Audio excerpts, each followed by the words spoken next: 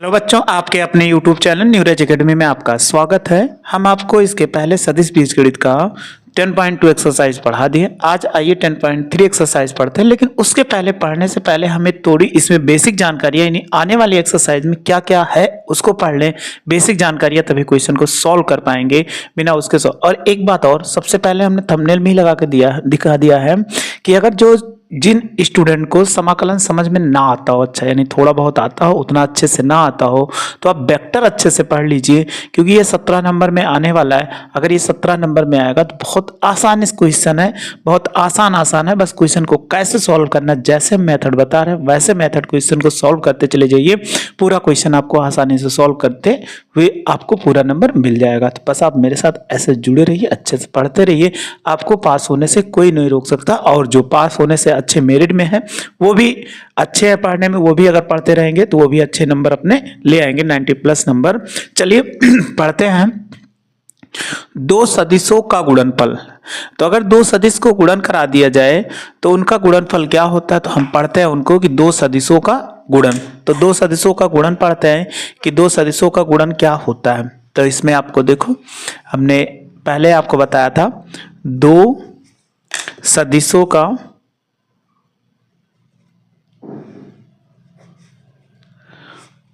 गुणन फल। अब ये भी दो प्रकार से होता है, दो सदिशों का सदिश गुणन। एक होता है नंबर 1, जो हम पढ़ेंगे, यहां 2 लिखा हुआ है। 2, सबसे पहले अदिश गुणन पढ़ेंगे, अदिश गुणन। और दूसरा है इसी में सदिश गुणन, यानी दो राशियों को गुणा कराया जाए तो एक सदिश गुणन होता है, दूसरा अदिश गुणन होता है। तो पहले आज हम बात करते हैं केवल और केवल अदिश गुणन का। तो देखिए अदिश गुणन क्या होता है ये भी सीख लेते हैं कि अदिश गुणन, देखो इसकी परिभाषा लिख देते हैं। यदि दो सदिशों के गुणन से प्राप्त राशि अदिश है तो उन्हें अदिश गुणन कहते हैं। यानी दो सदिश गुणा कराइए, लेकिन उसमें क्या आ जाए, सदिश हट के अदिश आ जाए, अदिश गुणन कहते हैं। यही इसमें कह रहा है कि अगर दो सदिश हो, तो जैसे अगर हमने कह दिया कि माना ए वेक्टर और बी वेक्टर दो सदिश है। अगर मान लिया जाए कि माना ए वेक्टर और बी वेक्टर दो क्या है, सदिश है, तो इनका अदिश गुणन जो होगा, अदिश गुणन ए वेक्टर और बीच में डॉट लगा देंगे, बी वेक्टर लिखते हैं। ए वेक्टर डॉट बी है, इसी को हम डॉट पढ़िए या बिंदु पढ़िए, ए वेक्टर डॉट बी वेक्टर। तब चलिए इसका थोड़ा सा और अच्छे से पढ़ लेते हैं। अब आपको दो सदिश मिल गया, ऐसे आप देखिए, ए ऐसे ए वेक्टर हो गया और ये क्या, बी वेक्टर हो गया। ये कोण क्या हो गया, थीटा हो गया। तो याद रखिएगा ए वेक्टर अगर इनका जब गुणा कराओगे तो ये हो जाएगा मॉडुलस, चाहे लगा दो चाहे ए बी कॉस थीटा, ये इसके बराबर होता है। इनको इस प्रकार भी लिखा जा सकता है कि ऐसे हम क्या कर सकते हैं, लिख सकते हैं। या हम ऐसे लिख दे ए वेक्टर और डॉट बी वेक्टर बराबर मॉड ए वेक्टर और मॉड बी वेक्टर और इनटू कॉस थीटा।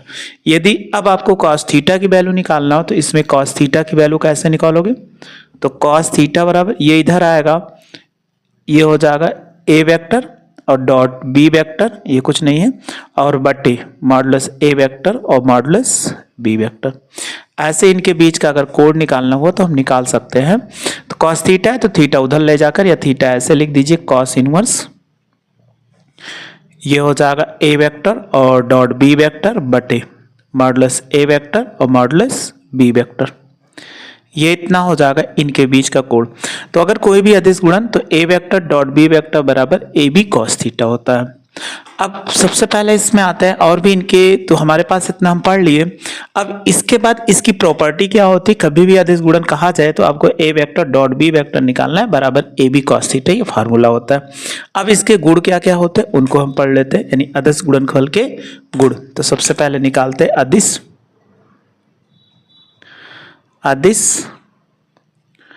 गुणन फल के गुण। एक बात और, इसको अदिश को एक नाम से और जानते हैं, या आपको कह दिया स्केलर गुणन। स्केलर इसकी इंग्लिश शब्द है, तो कभी कभी पेपर में आपको ऐसे लिख के देते थे स्केलर गुणन। तो सबसे पहले इन पे क्या हो सकता है, केवल आप ध्यान से समझते जाइए। अदिश गुणनफल जो होता है, यानी अदिश गुणन, यह धनात्मक का ऋणात्मक व शून्य हो सकता है। यह शून्य भी हो सकता है, शॉर्ट में लिख दे। जैसे कैसे होगा शून्य, अगर आप सबसे पहले a vector dot b vector बराबर a b cos theta, theta जो होगा वो 90 से क्या होगा, छोटा होगा। ठीक, जब थीटा का मान 90 से छोटा होगा, ये लेस देन, तब ये क्या हमेशा धनात्मक दे देगा। और ए वेक्टर और डॉट बी वेक्टर बराबर ए बी, अगर थीटा बराबर हम क्या ले लें, 0 डिग्री ले लें। अगर 0 डिग्री ले लेंगे तब इसमें क्या दे देगा, कॉस 0 डिग्री। तो बताइए कॉस 0 डिग्री की वैल्यू कितना होता है, कॉस 90 डिग्री है ले लीजिए। अगर ये 90 डिग्री लो, कॉस 90 डिग्री वैल्यू कितना होता है, 0। तो आप गुणा कराओगे ए वेक्टर और डॉट बी वेक्टर बराबर कितना, 0, ये भी 0 हो जाएगा। ऋणात्मक क्या होता है, यदि थीटा बराबर थीटा जो है वो 180 से छोटा हो और फिर कह रहा है 90 से क्या हो, बड़ा हो। अगर 90 से बड़ा है तो इस स्थिति में क्या होगा, ए वेक्टर डॉट बी वेक्टर बराबर ए बी कॉस 180 ले लो। अगर आप ले लेंगे तो ए बी कॉस 180 का मान माइनस होता है, तो माइनस ए बी आ जाएगा। तो अर्थात ये क्या निगेटिव आ गया। तो ये धनात्मक, शून्य और ऋणात्मक भी हो सकता है। चलिए दूसरा प्रॉपर्टी पढ़ते हैं। अदिश गुणनफल क्रम विनिमय होता है, तो लिख देते हैं अदिश गुणन क्रम विनिमय होता है। अब क्रम विनिमय कभी कभी आपको सिद्ध करने कह देगा कि क्रम विनिमय का मतलब होता है ए वेक्टर और डॉट बी वेक्टर और बी वेक्टर और डॉट ए वेक्टर, यानी ए आगे था बी पीछे था, बी आगे होगा ए पीछे होगा। तो कैसे होगा, तो अभी हमने बताया था ए वेक्टर डॉट बी वेक्टर बराबर क्या पढ़े थे, ए बी कॉस थीटा। इनके बीच का एंगल क्या था, थीटा था। ये बी वेक्टर था, ये ए वेक्टर, और इनके बीच का एंगल क्या हो गया, थीटा हो गया। अगर इधर से ले लो तो पूरा कितना बन जाएगा, तो कहोगे 360 माइनस थीटा, ये हो जाएगा। तो अगर आप ऐसे इसमें निकाले, फिर बी वेक्टर ये हो गया और बी वेक्टर माइनस ए वेक्टर बराबर निकालो, तो बी ए के स्थान पे बी है, बी के स्थान तो बी ए, और कॉस कितना, देखो इधर से चल रहे हैं तो इधर से चल रहे हैं 360 माइनस थीटा। बताइए कितना हो जाए, बी ए कॉस 360 माइनस थीटा बराबर कितना होता है, कॉस थीटा। तो ये हो गया b vector dot a vector. देखो राइट साइड बराबर है, तो इसलिए लेफ्ट साइड क्या हो जाए, बराबर हो जाएगा a vector dot b vector और b vector dot a vector. तो इसी का मतलब क्या होगा कि जो अदिश गुणन होगा वो क्रम विनिमय होता है। तो आपको कभी भी कह दिया जाए सिद्ध कीजिए अदिश गुणनफल क्रम विनिमय होता है। आगे देखो तीसरी प्रॉपर्टी, दो हमने बता दिया। अगर आपको कह दिया जाए ए वेक्टर और बी वेक्टर परस्पर लंब है, ए वेक्टर और बी वेक्टर परस्पर लंब है, तो लंब का मतलब थीटा बराबर कितना, 90 डिग्री। कभी भी आपसे लंब कहा जाए तो थीटा बराबर 90 डिग्री। तो ए वेक्टर और डॉट बी वेक्टर बराबर ए बी कॉस 90 डिग्री। तो कॉस 90 डिग्री की वैल्यू कितना होता है, 0। तो ए बी गुणे 0 बराबर कितना, 0। तो आपको कभी भी कह दिया ऐसे दो वेक्टर निकालिए और उनके बीच 0 आ जाए तो आप बता देना उनके बीच का कोण कितना है, यहाँ पर हो जाएगा 90 डिग्री। और फिर चौथा देखो, अगर कह दे ए वेक्टर और बी वेक्टर परस्पर क्या है, परस्पर समांतर है। अगर ये समांतर है तो समांतर के लिए अलग कंडीशन, तो थीटा बराबर कितना होगा 0 डिग्री। अब 0 डिग्री तो रखिए ए वेक्टर और डॉट बी वेक्टर बराबर ए बी और कॉस 0 डिग्री। तो ए बी कॉस 0 डिग्री की वैल्यू कितना 1 होता है, तो आप गुणा कराओगे तो कितना ए बी, तो हम ऐसे लिख सकते हैं ए वेक्टर और डॉट बी वेक्टर बराबर कितना ए बी, अर्थात उनके अदिश गुणन की क्या होता है बराबर होता है। कभी भी आपसे कह दीजिए। अगर आपसे अब इसमें पूछा जाए कि अगर एक और ऐसे पढ़ लो पांचवा कि केवल रूल आपको समझना है, अगर ए वेक्टर का ए से गुणा कराएं तो अगर ये दोनों समान है, जब ये दोनों समान है तो इनके बीच कितना हो ए और ये हो सकता है कॉस 0 डिग्री, तो लिख सकते हैं ए स्क्वायर गुणे कितना 1 तो बराबर ए स्क्वायर, या ऐसे लिख सकते हैं ए वेक्टर डॉट ए वेक्टर, आपको हमने पीछे बताया था ए बराबर क्या होता है मॉडुलस ए वेक्टर, ये जानते हो तो हम क्या लिख सकते हैं मॉडुलस ए वेक्टर स्क्वायर। कभी भी आपको समान मिलेगा तो चाहे ए स्क्वायर लिख दीजिए चाहे मॉडुलस ए स्क्वायर लिख दोगे, दोनों में समान होगा, उसमें ऐसा कुछ नहीं होता कि कोई अलग हो जाएगा। छठवां है आपको ए लंबकोणीय एकांक सदिश के रूप में मिल जाए, मतलब अगर आपको ऐसे मिल जाए आई कैप डॉट आई कैप, तो इसको देखो डॉट आई दोनों सेम है ना, तो आप लिख सकते हो कि आई हो जाएगा मॉडुलस और मॉडुलस आई हो जाएगा और कॉस कितना 0 डिग्री, तो ये लिख सकते हैं आई का वैल्यू कितना 1 होता है, आप जानते हो क्योंकि ये लंबकोणीय एकांक सदिश बताया गया, इसका मान 1 और बराबर कितना 1 हो जाए, क्योंकि आप जानते हो ये मॉड आई और मॉड जे और मॉड के ये लंबकोणीय क्या होता है एकांक सदिश, वह सदिश जिसका परिमाण क्या होता है 1 होता है।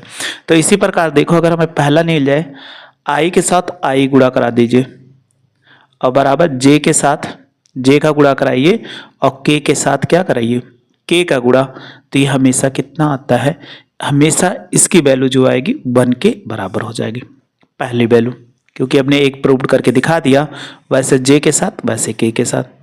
दूसरा देखो अगर आपको ऐसे मिल जाए आई डॉट जे बराबर जे डॉट के मिल जाए बराबर के कैप डॉट आई कैप बराबर कितना 0, कैसे होगा, क्योंकि अगर हम ले लेते हैं आई डॉट जे तो ये हो जाएगा मॉड आई और मॉड जे और कॉस कितना 90 डिग्री, क्योंकि अक्ष ये एक्स अक्ष के अनुदिश होता है तो इनके बीच कोण कितना 90 डिग्री, तो 1 गुणे कितना 0 बराबर किसी संख्या से गुणा करा देते हैं तो 0 आ जाता है। अब एक लास्ट प्रॉपर्टी पढ़ लेते हैं इसमें, सतवां देखो अगर ए वेक्टर मिल जाए बराबर a1 आई कैप b1 जे कैप c1 के कैप, और फिर बी वेक्टर बराबर निकाल जाए a2 आई कैप b2 जे कैप और c2 के कैप।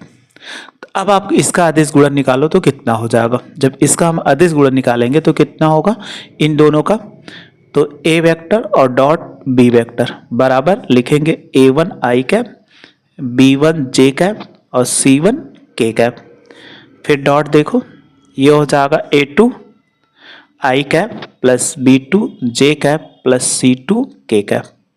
अब आप सबको गुणा कराओ, देखो ये कांस्टेंट हमेशा बाहर ले लेंगे a1 a2 और देखो यहाँ आई कैप बीच में डॉट लगा है तो आई कैप, फिर इसको इससे गुणा कराओ a1 b2 आई कैप डॉट जे कैप, फिर a1 को लास्ट वाले c से गुणा कराएंगे a1 c2 आई कैप डॉट के कैप हो जाएगा, फिर ऐसे इसमें गुणा कराओ b1 a2 यहाँ j है यहाँ i है तो j डॉट ये हो जाएगा आई कैप, फिर प्लस b1 का इससे गुणा कराओ तो b1 b2 जे कैप डॉट जे कैप हो जाएगा, फिर b वाले को इससे गुणा कराओ तो b1 और c2 होगा जे कैप डॉट के कैप। अब ये पूरा होगा c1 से गुणा कराओ तो c1 a2 के कैप डॉट आई कैप, फिर c1 b2 से c1 b2 के कैप डॉट जे कैप, फिर c1 c2 यहाँ के है यहाँ भी के है तो के डॉट के कैप। तो अभी हमने बताया था अगर कहीं आई जे और इसके बाद मिलेगा आई जे जे के और के आई और समान मिलेगा तो उसकी वैल्यू 1 होती है और सबकी वैल्यू क्या करते हैं 0 चले जाओ a1 a2 और गुणे कितना ये 1 होगा, यहाँ पर देखो a1 b2 और आई जे है इसलिए 0 हो जाएगा, a1 c2 आई के है विपरीत है यानी समान नहीं है तो उसकी वैल्यू 0। फिर यहाँ पे आएंगे A2 B1, ये J और I है तो J और I कितना गुणे 0। फिर B1 B2, J है इसलिए वैल्यू कितना ये 1 हो जाएगा। इस स्थिति में देखो ये 1 हो गया। फिर इसके साथ C2 B1, J के है तो ये वैल्यू 0 हो जाएगा। C1 A2 और ये वैल्यू कितना होगा ये भी 0 हो जाएगा क्योंकि असमान है। यहाँ पर देखो C1 B2 और ये वैल्यू कितना हो जाएगा ये भी तो 0 हो जाएगा क्योंकि असमान है। फिर देखो C1 C2 और ये वैल्यू 1 हो जाएगी। अब आप देखो सबकी वैल्यू 0 हो गए, A1 A2 और इससे गुणा कराए 0, फिर यहाँ पर 0, फिर यहाँ पर 0, फिर क्या बचा B1 और B2 बचा। फिर ये 0 0 0 तो 0 3 बार 0 दिख रहा है तो ऐसे 0 लिख दे रहे हैं। इससे गुणा कराएंगे C1 और ये क्या होगा C2 हो जाएगा दोनों स्थिति में। तो हमारे पास निकल के A1 A vector dot B vector बराबर देखिए कितना निकल के आ गया। ये इस स्थिति में A1 A2 सब में जोड़ोगे तो देखो A वेक्टर और डॉट B वेक्टर बराबर A1 A2 plus B1 B2 C1 C2, ये हमेशा निकल के आ जाएगा। वहाँ I और J के नहीं बचेगा। याद रखना कभी भी आपको कंडीशन जब मिलेगी तो कैसे क्या हुआ फिर से आपको थोड़ा सा समझा देते हैं लिख के। A vector dot B vector था तो देखो यहाँ पर क्या था I के साथ I का गुणा, J के साथ J का गुणा, K के साथ K का गुणा, यही तो किया गया। A1 A2 B1 B2 और C1 C2। A vector B vector तो A1 A2 और B1 B2 और C1 C2, ये इसका निकल के आ जाएंगे। तो कभी भी ऐसा आपको मिलता है तो आसानी से आप निकाल लीजिएगा, ठीक। अगर इसी में एक वैल्यू और आपको पूछा जाए कोड ज्ञात करें मॉडुलस A वेक्टर, तो हमने बताया था मॉडुलस A वेक्टर निकालते हैं तो ये क्या लिख सकते हैं या ऐसे निकाल दो, यही निकाल दे रहे हैं। अगर हम मॉडुलस A वेक्टर निकालेंगे तो ये बताइए कितना हो जाएगा।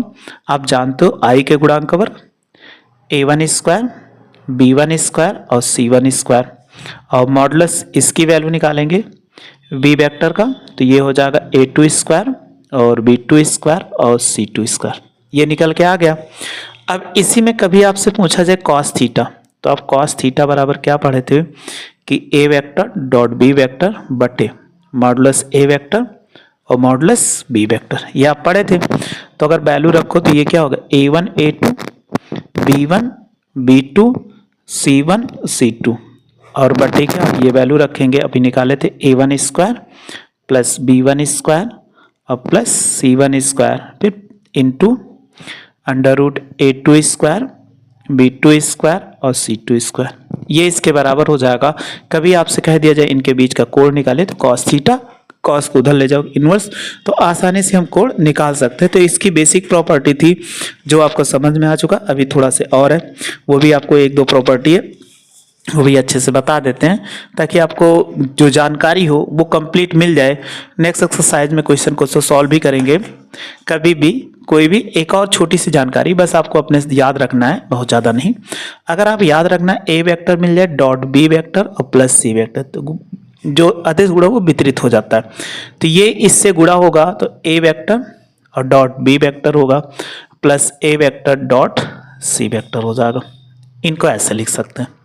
अब कभी आपको ऐसे मिल जाए A वेक्टर और प्लस B वेक्टर और डॉट A वेक्टर और प्लस B वेक्टर, ये इसके बराबर, तो डायरेक्ट इसमें क्या लिख सकते हो mod A vector square mod B vector square plus 2A vector dot B vector, ये गुणा करा के ऐसे लिख सकते हो, यानी A प्लस B का होल स्क्वायर। ऐसे कंडीशन में मिलता है तो आसानी से आप लिख सकते हो, और ऐसे भी मिल जाए तो लिख लेना A वेक्टर और माइनस B वेक्टर और डॉट A वेक्टर और प्लस B वेक्टर, तो ये बराबर हो जाता है modulus A vector square modulus B vector square, ये हो जाएगा। फिर एक और है ये भी पढ़ लो A vector minus B vector dot A vector minus B vector, दोनों को सेम है तो A वेक्टर और स्क्वायर हो जाएगा मॉडुलस B वेक्टर स्क्वायर। फिर यहाँ पे प्लस था तो प्लस रहेगा और माइनस वाले पे जो आपने पढ़ा था ना A प्लस B का whole square A minus B का होल स्क्वायर, सेम उसी पर है। लेकिन ऐसे कंडीशन पे हम क्या कर सकते हैं लिख सकते हैं, उसमें याद रखना कोई प्रॉब्लम नहीं होगी। इनको ऐसे भी लिख सकते हो जैसे ये लिखा हुआ है तो ऐसे भी लिख सकते हो कि मॉडुलस A वेक्टर और modulus B vector of whole square बराबर इसके होता है, और ये भी मिल जाए ये दोनों है तो इसको तो हम कुछ नहीं कर सकते, वैसे ही रहेगा। और ये मिल जाए a vector minus b vector modulus of whole square. तो ऐसे अगर कहीं भी लिखा हो तो a प्लस बी का whole square a minus b के होल स्क्वायर के फॉर्मेट में बन रहा है। तो कोई भी क्वेश्चन मिले ऐसे आप सॉल्व कर लिए। नेक्स्ट वीडियो में लेकर मिलेंगे क्वेश्चन कौन से, तो आपको समझ में आ गया सदिश कैसे होते हैं, उनको सदिश को आपको बता दिया, उसमें आपको कोई दिक्कत नहीं होगी। कोई दिक्कत होगी बस आप मेरे साथ ऐसे जुड़े रहिए, अच्छे से पढ़ते रहिए, आपको कोई प्रॉब्लम नहीं होगी। वीडियो अच्छी लगी तो लाइक और शेयर करो तथा मेरे चैनल को सब्सक्राइब कर लीजिए। वीडियो देखने के लिए थैंक यू सो मच।